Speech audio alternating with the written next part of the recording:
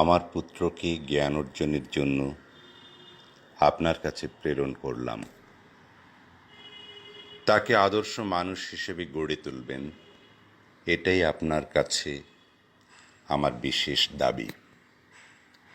আমার পুত্রকে অবশ্যই শেখাবেন সব মানুষই ন্যায়পরায়ণ নয়, সব মানুষই সত্যনিষ্ঠ নয়। তাকে এও শেখাবেন প্রত্যেক বদমাইশের মাঝেও একজন বীর থাকতে পারে, প্রত্যেক স্বার্থপর রাজনীতিকের মাঝেও একজন নিঃস্বার্থ নেতা থাকে। তাকে শেখাবেন $5 কুড়িয়ে পাওয়ার চেয়ে একটি উপার্জিত ডলার অনেক মূল্যবান। এও তাকে শেখাবেন কিভাবে পরাজয়কে মেনে নিতে হয় এবং কিভাবে বিজয় উল্লাসকে উপভোগ করতে হয়। হিংসা থেকে দূরে থাকার শিক্ষাও তাকে দিবেন। যদি পারেন, নীরব হাসির গোপন সৌন্দর্য তাকে শেখাবেন।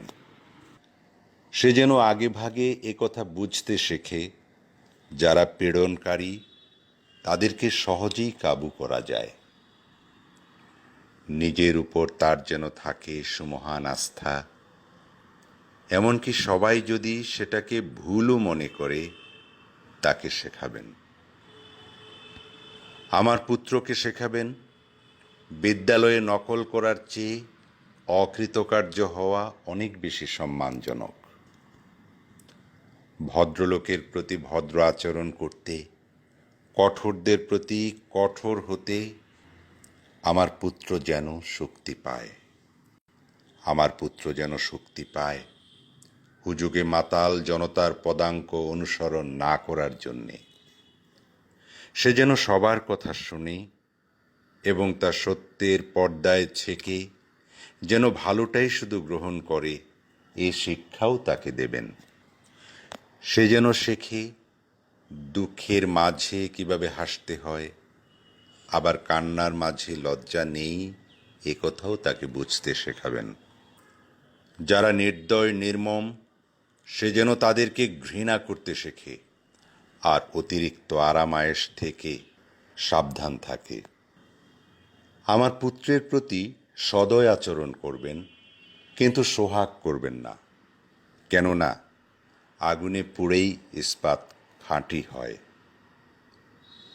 আমার সন্তানের যেন অধৈর্য হওয়ার সাহস না থাকে, থাকে যেন সাহসী হওয়ার ধৈর্য। তাকে এ শিক্ষাও দেবেন নিজের প্রতি তার যেন থাকে সুমহান আস্থা, আর তখনই তার সুমহান আস্থা থাকবে সমগ্র মানব জাতির প্রতি। ইতি আপনার বিশ্বস্ত আব্রাহাম লিঙ্কন।